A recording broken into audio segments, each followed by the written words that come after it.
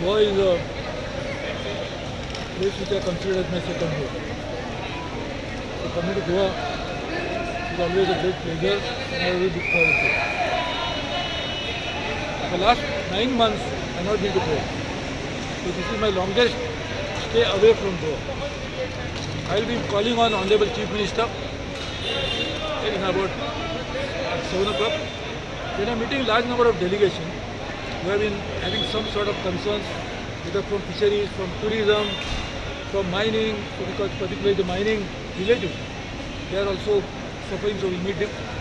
I am going to request the Prime Honorable Chief Minister that we like to continue with the program that we have started to make Goa as a logistic hub.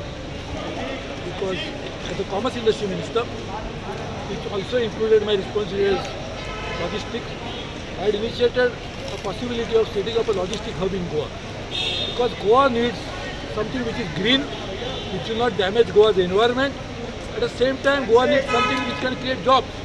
And logistic hub has a potential to create jobs without damaging environment. So therefore, we are trying to work on that. I will request the Chief Minister to do that. We run an NGO in Konkan which has created, we have trained 100,000 women and others for self-employment.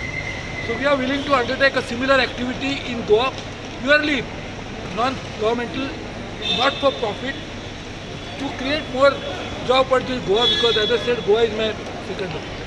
We also are looking forward to whatever we can do. We are going to host G20 in 2023 in India. G20 is going to be the biggest event ever happened in India. So Honorable Prime Minister Narendra Modi is very keen that we should try to hold this event in a manner that will make India a place which all other countries will look up to. So we would like to hold part of that event, not the whole event, but a part of that event also in Goa. So I will discuss with the Chief Minister even that possibility when we will do G20. So this is the plan.